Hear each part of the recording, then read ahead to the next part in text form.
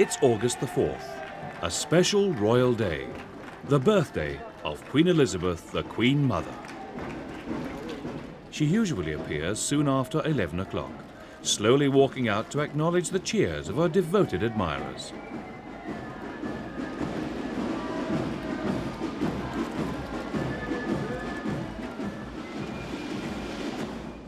Everyone wants to toast her health,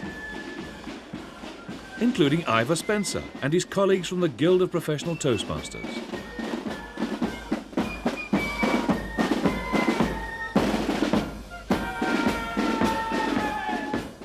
The band of the Grenadier Guards pays a special tribute, a march past playing Happy Birthday to You.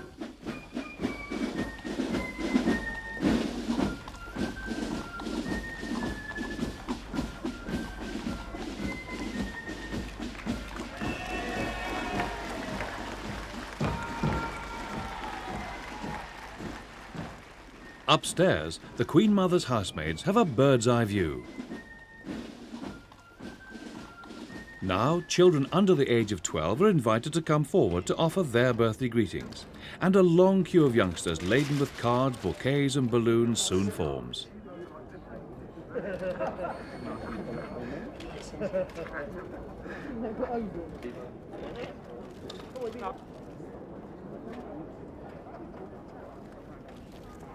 All the Queen Mother's household, including her lady-in-waiting, Lady Angela Oswald, seen on the left, are kept busy carrying the blooms and gifts into her home. On the right, her chief steward, William Talon, lends a hand. No one is left out, not even her favourite corgi.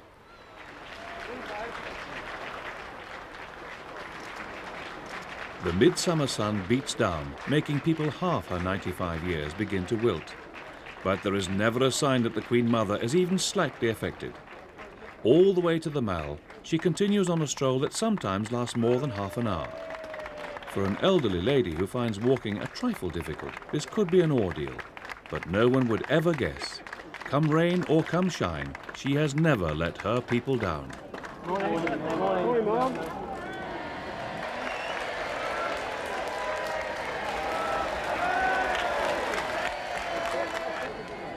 After a brief rest, the family begins to arrive. Zara Phillips, her mother, Princess Anne, and along comes her husband, Commander Tim Lawrence.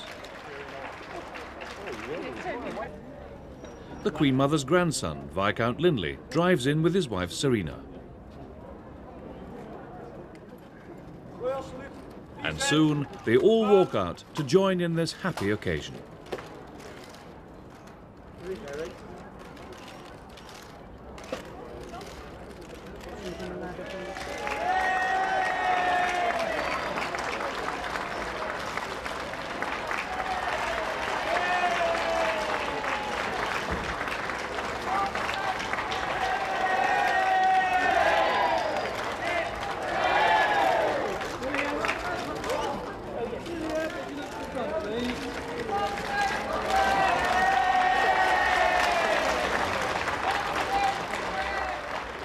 Then it's time to say goodbye, as they go inside for a birthday lunch, usually held in the garden.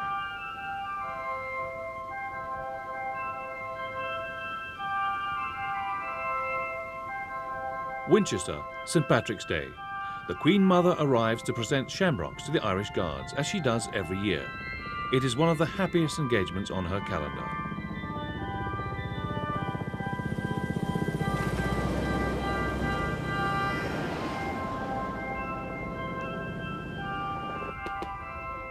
Reviewing the troops is more of a pleasure than a duty.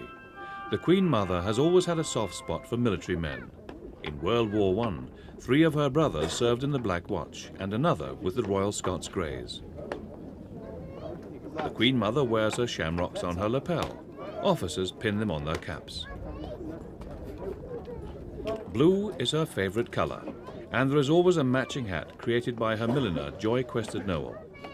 Clothes are the Queen Mother's weakness. She was a fashion icon in the kind of way that people liked the fluff and the crinolines and the hats with the ostrich feather and the soft turquoise blue and the high heels, you know, with the sort of rather Minnie Mouse look. To say that she was a fashion icon like Jackie Kennedy would be, of course, not true. The Queen Mother was born a commoner, the Honourable Elizabeth Bowes-Lyon, 9th child of a Scottish peer, Lord Glamis. The Bowes-Lyons were a very old family, going back to God knows whom in Scotland, and they were also very rich. They'd come into money rather fortunately, as well as having a lot of land. And they owned several castles, a huge house in St James's Square in London. Interestingly enough, they weren't terribly impressed by the royal family. Her father didn't really think much of the royal family. So at the time that there were thoughts that she might marry into the royal family, he wasn't especially impressed by that because they were really aristocrats in their own right and had come down. They were descended from King Bruce of the Scots and so on. So really very, very grand family. Yet her birth is shrouded in secrecy. It occurred somewhere in London, but she refuses to say where. There is one theory that she was born in an ambulance while her mother was en route to hospital. Her father finally registered her arrival at Hitchin in Hertfordshire near the family home at St Waldenbury, where he claimed she was born. No one learned the truth for 80 years. She was very close to her mother, and I think perhaps she was a bit spoiled because she was a very charming child and all the servants adored her. She used to go into the kitchen and beg for extra jellies and cream and things like that. I think because of her great charm, she could get away with anything. On April 26, 1923, the Lady Elizabeth Bowes-Lyon married Albert, Duke of York. She was very petite and small, and she had a pretty heart-shaped face, and beautiful blue eyes, and a lovely complexion, and dark hair, which she wore in a rather old-fashioned way for those days with a fringe. But she had this sort of radiant attraction. She had this great power even then of making people feel that she was concentrating on them, that she was only interested in them, which is one of the most attractive qualities you can have.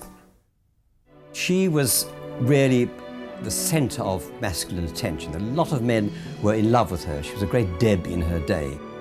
When he met her, he fell in love with her absolutely instantly.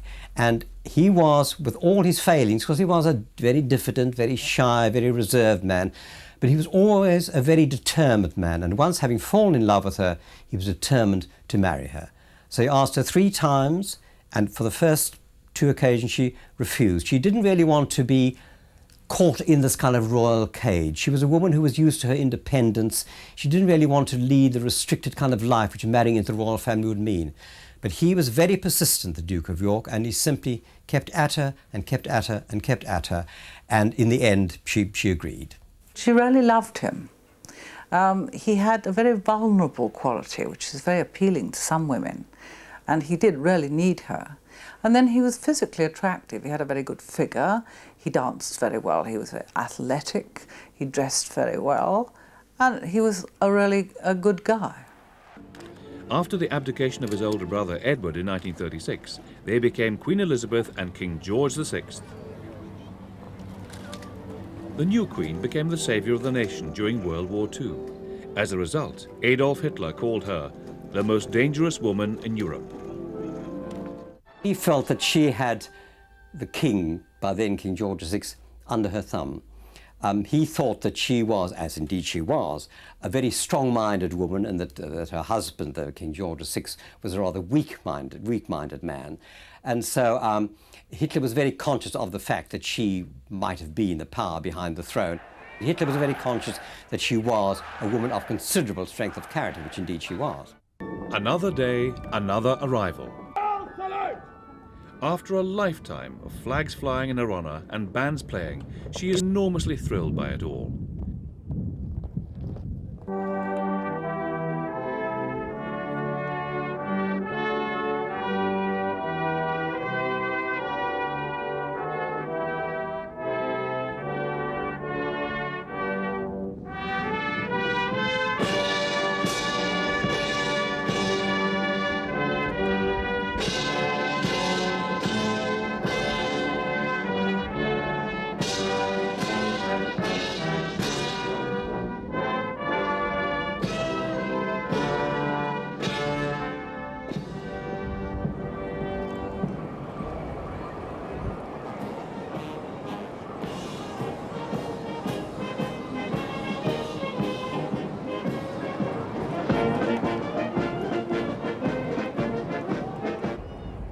may be just another working day for the Queen Mother, but she knows it's very special for those she meets. She takes her duties seriously. Work is the rent you pay for life, she tells her family.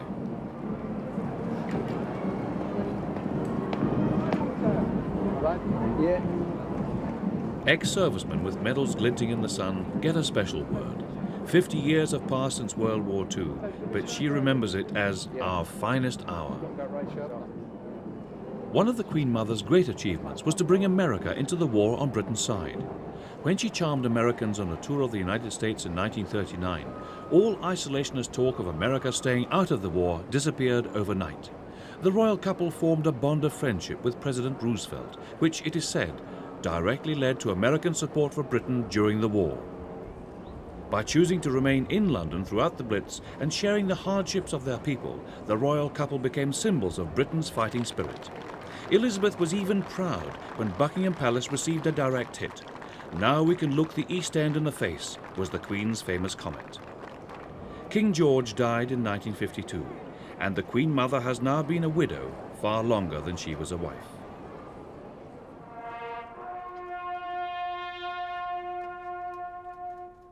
Remembrance Sunday, the Cenotaph, Whitehall. The Queen leads the nation's homage to the fallen. The Queen Mother watches from the balcony of the Foreign Office above. Below, 3 royal princes stand to attention just before Big Ben strikes 11 o'clock.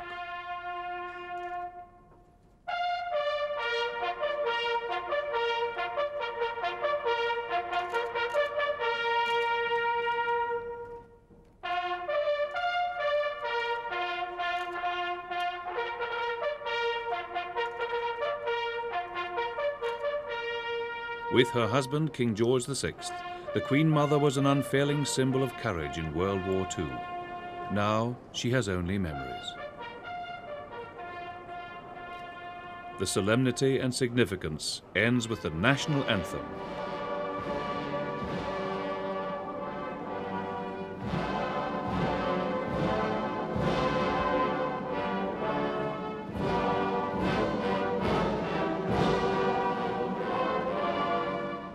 It may be the November chill, but is there a trace of a tear in the Queen Mother's eye?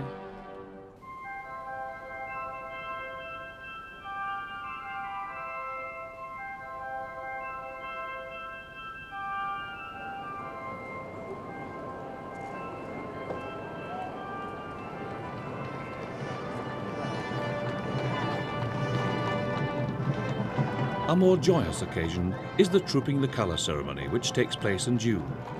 En route to Horse Guards Parade, she is joined by Princess Diana and her younger son Harry. A swaying carriage is not the most comfortable way to travel, especially for an elegant lady who takes helicopters like taxis.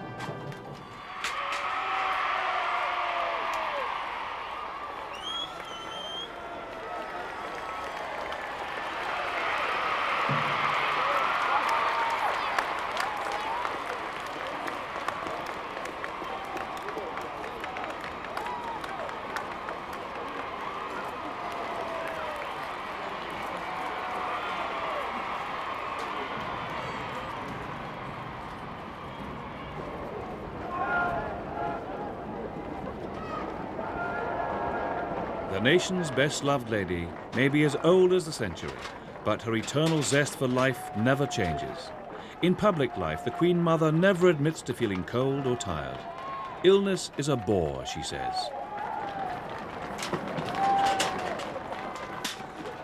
Afterwards, the whole family and their guests, including some Mountbatten cousins, line up on the Buckingham Palace balcony to acknowledge the cheers of crowds in the Mall. Grandson Edward, the television producer prince, often arranges to video the event so they can enjoy it all over again afterwards.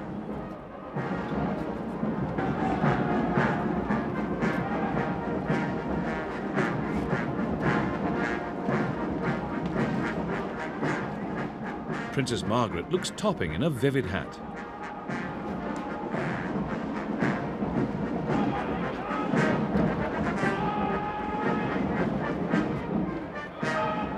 Down below, the band plays in the palace forecourt to keep everyone entertained.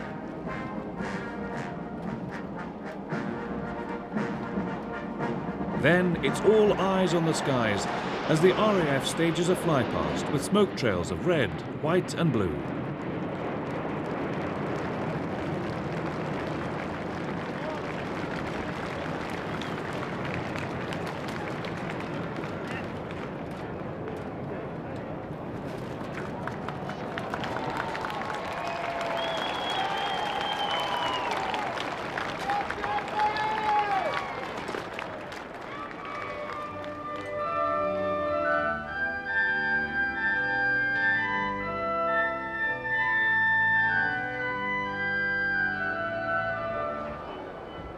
Derby Day at Epsom.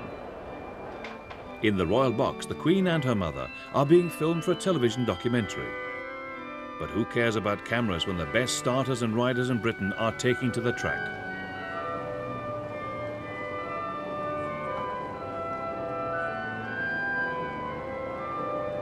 Any familiar faces down below in the paddock? Suddenly, something important catches the Queen's eye. She points and says, "That's mine. That's my horse."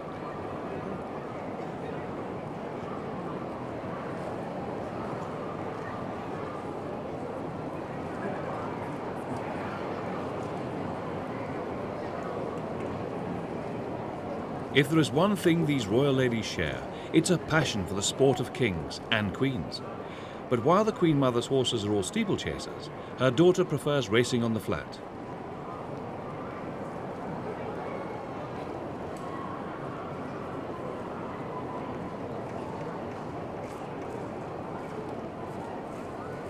The Queen has won 4 of the 5 English classics: the Oaks, the 2000 Guineas, the St Leger and the King George VI and Queen Elizabeth Diamond Stakes. Her racing colours are a purple body with gold braid, scarlet sleeves and black velvet cap with gold fringe. The Queen Mother's are blue with buff stripes, blue sleeves and black cap with gold tassel. When she's racing, her enthusiasm is always there. She's planned with her racing manager all the mating of her horses up to the year 2003, so I think she intends to be around for a while yet. I think she's got a core of steel. I think that she is a woman who is very conscious of what she's able to do. She is very feminine in some ways. She is almost a flirt, almost a tease, and I think she's been that all her life. The crowds love the procession down the track.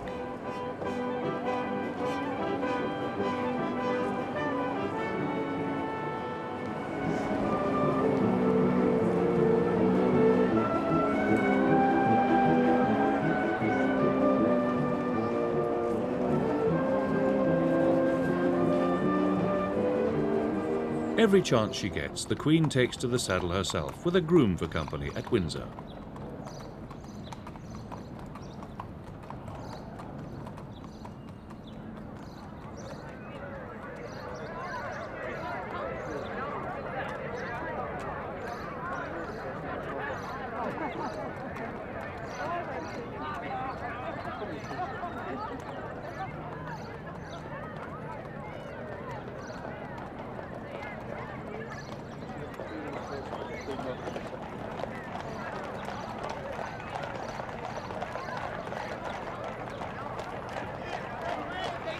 Later, she rides through the park in a carriage, en route to Ascot. Every day the race meeting is on, crowds gather at Watersplash Lane to see the royal party ride by. No lady can enter the racecourse without a hat, and there is every kind, from caps to cartwheels.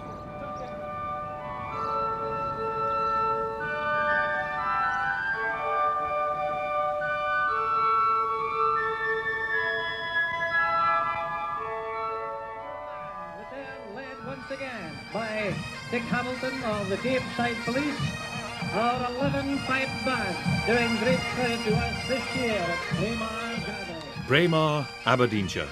The royal family arrives for the Highland Games held on the first Saturday in September.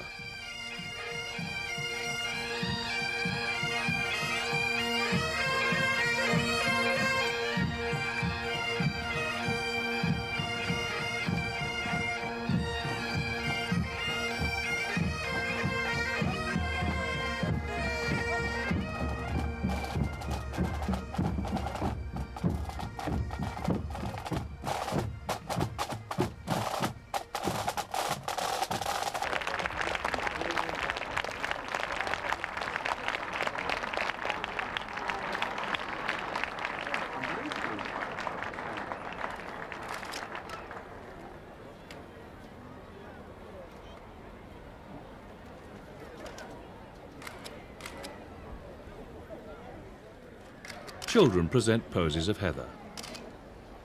Then the games begin.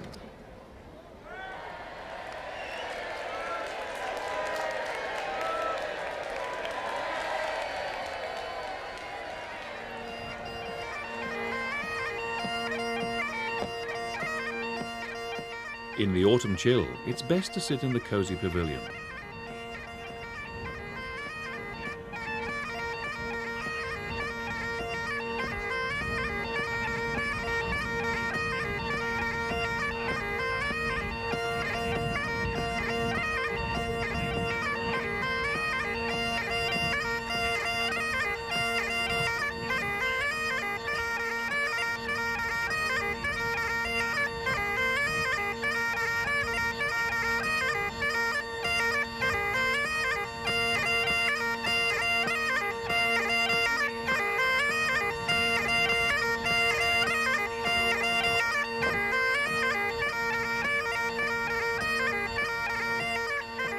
The clansmen meet to test their physical strength and to salute the Queen, their chieftain.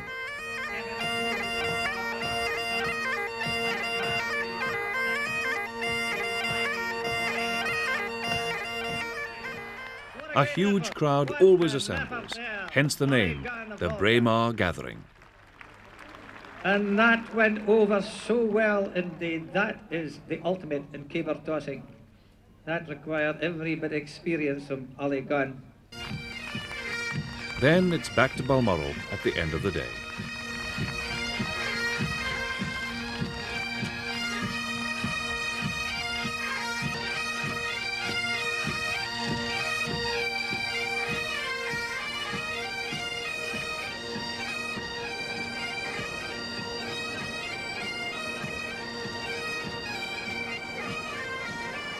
Once the royal gathering was much larger. The Princess of Wales was a popular addition.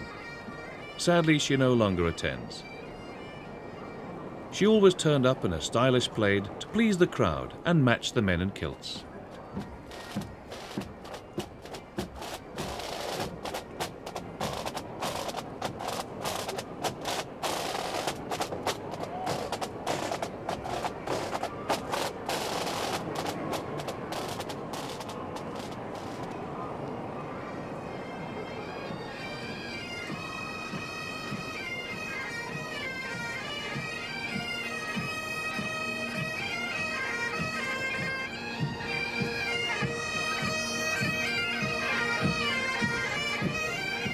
Things started to go wrong, the Queen Mother was ferociously loyal to Charles, always took his side.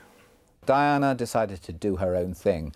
The Queen Mother could never really work out how Diana could do it and get away with it. And of course, the more Diana did and the more Diana got away with it, the bigger the breach between the two of them. And it was never going to be resolved, and in the end, it's my belief that Diana absolutely hated the Queen Mother. Perhaps unfairly, perhaps unfortunately, but it's true that that was the case.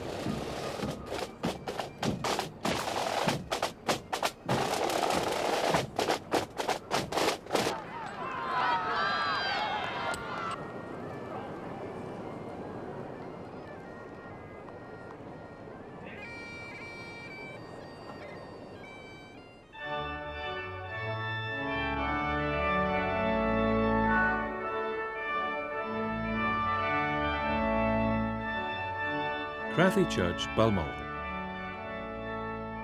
And the congregation overflows when the royal family arrives. Oh, they do like to be beside the D side.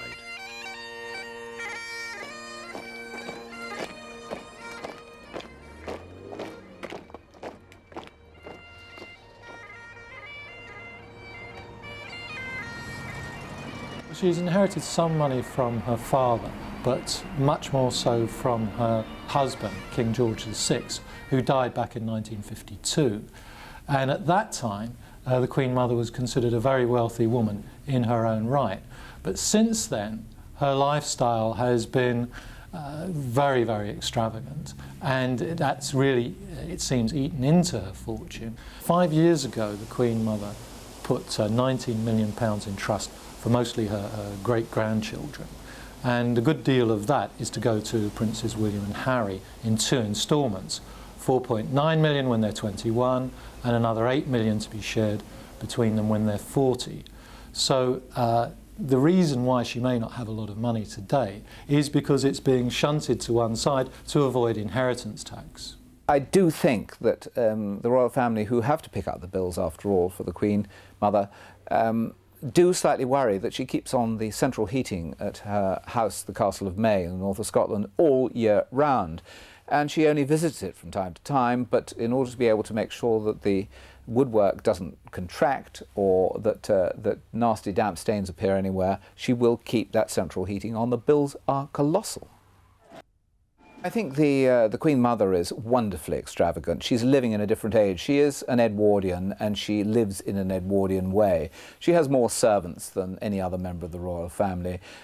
She invites people to lunch at Clarence's house and says, we'll have a little picnic, and you will go out on the lawns, and there will be an array of silver and gold and plate on the table. There will be footmen behind every chair, and you will be served the finest wines and champagne. And that to her is a picnic.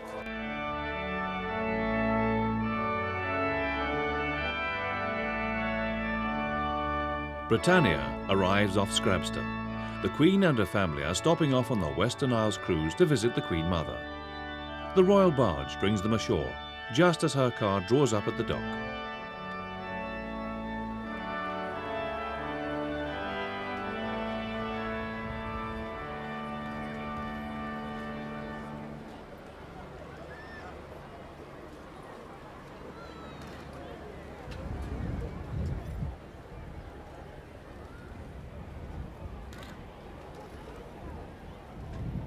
There is always a good turnout of locals and tourists to provide a warm Scottish welcome.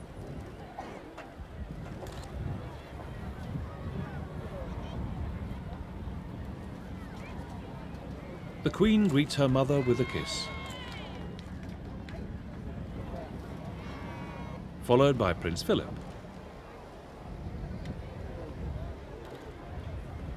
And Prince Edward.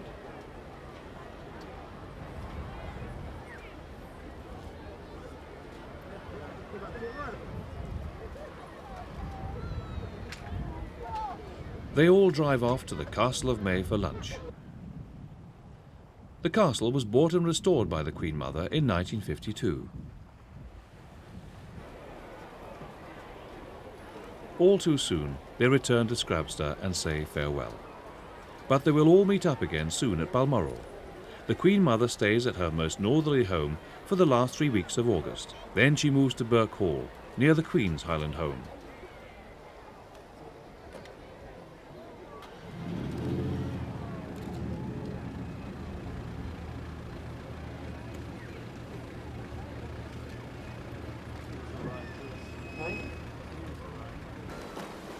Britannia sails on to Aberdeen, where the Queen and the Princes disembark and drive on to Balmoral. As a last farewell, the Queen Mother orders rockets fired from the shore, which can clearly be seen at sea. The 16th century castle's jutting towers and corbelled turrets give it a fairy tale appearance. A last view, then with flags flying, Britannia disappears around a headland.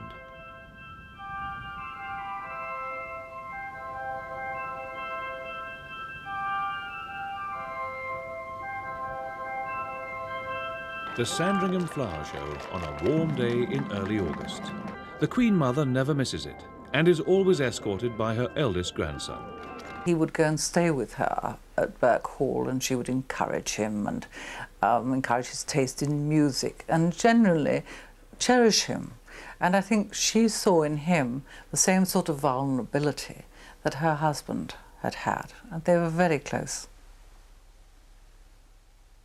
He was a great favourite with her, and I think she encouraged him in many ways that his parents didn't. They were rather conventional. The Queen and Prince Philip had very conventional tastes on what young men should be. The Queen Mother appreciated his softer, more artistic side, and I think she certainly encouraged him as a young man.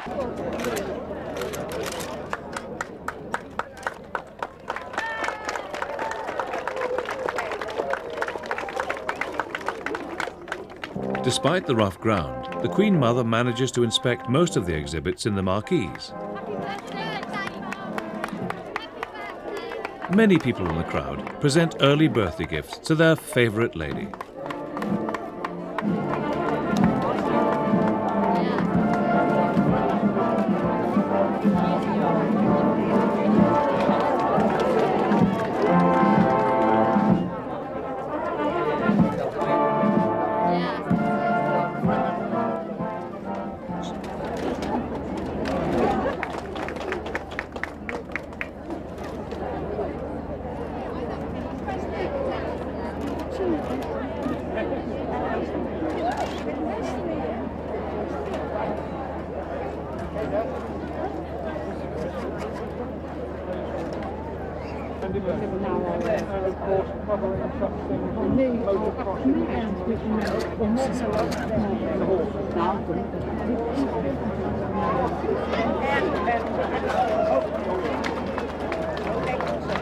Where did chocolate gills come?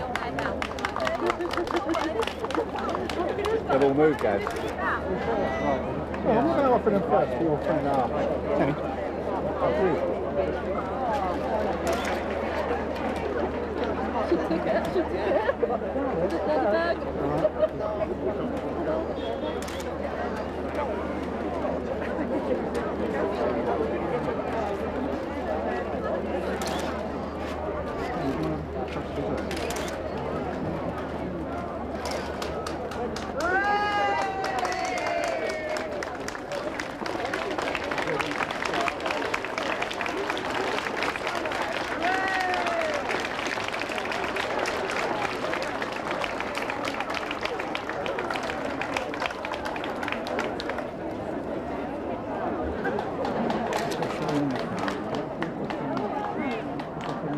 Then it's time to take the short drive back to Sandringham House.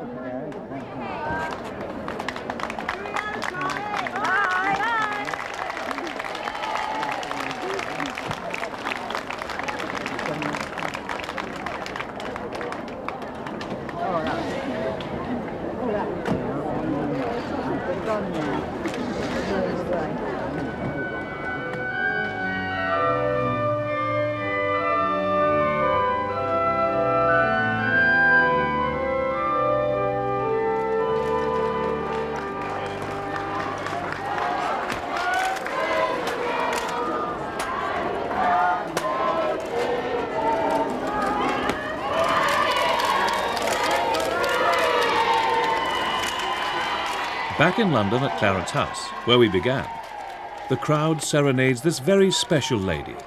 Some admirers come year after year, often from distant parts of the country, and there is always a heavy contingent of tourists.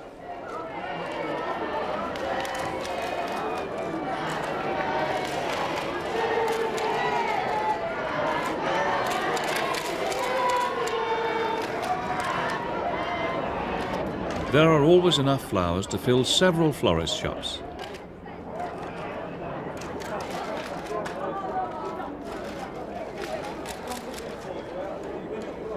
And of course, the press are always on hand.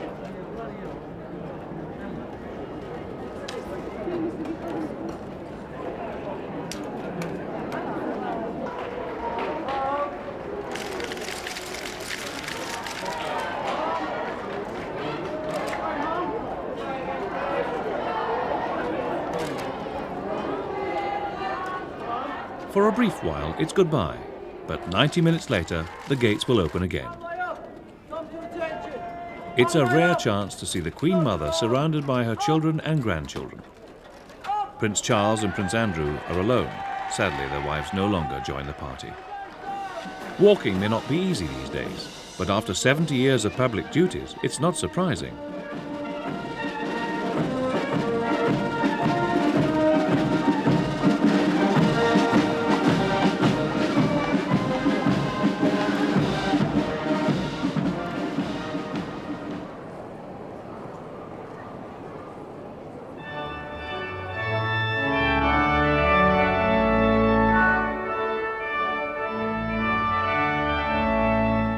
Another big day, the marriage of her granddaughter, Lady Sarah Armstrong Jones, to Daniel Chatto.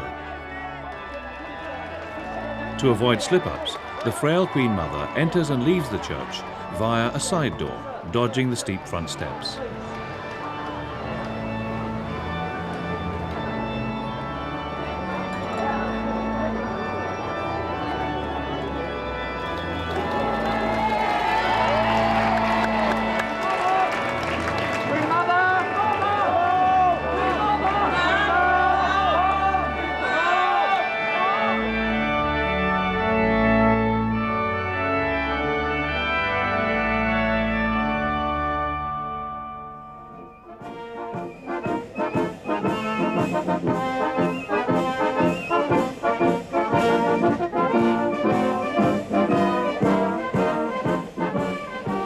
Green Park, London, where a memorial to Canadian servicemen is being unveiled.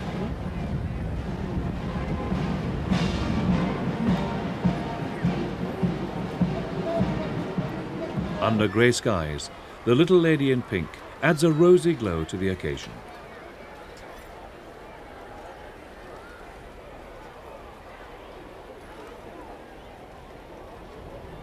On the dais, the Prime Minister is waiting, and there is time for a chat.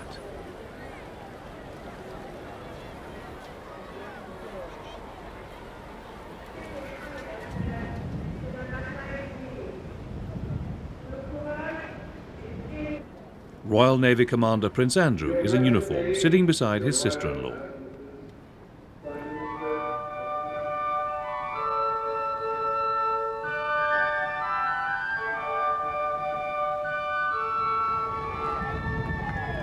Portsmouth and the 50th anniversary celebrations of D-Day are underway. Heads of state have gathered from all the Allied nations. Members of the royal family have front row seats at an open-air service to remember the sacrifice made by so many. Half a century has passed since the Great Armada left this shore to liberate Europe, but the world has not forgotten.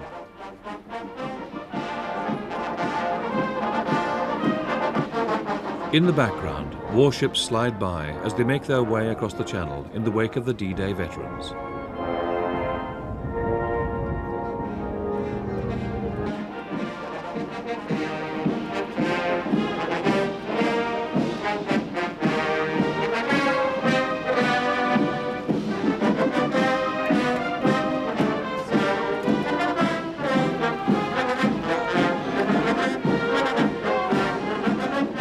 President Clinton has come to represent the United States forces who played such an important part.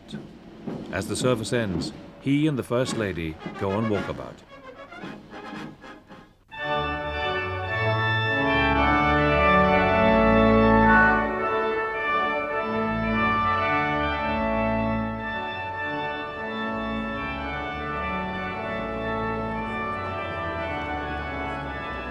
Hers has been a life of pomp and circumstance, always in the spotlight, with no thought of retirement, no matter how many birthdays come and go.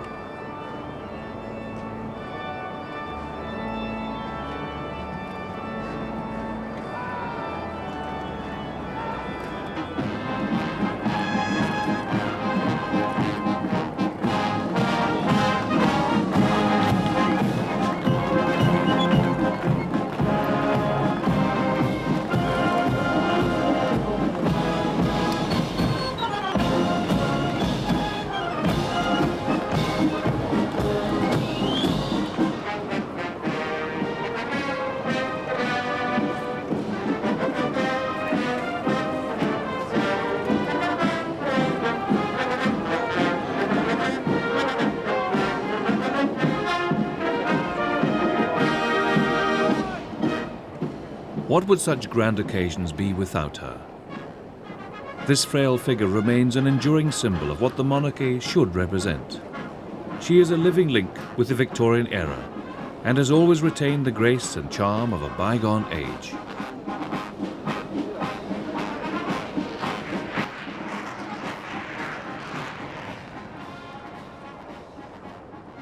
Down the decades, she has held a unique place in the royal family and in the heart of the nation. Long may it always be so.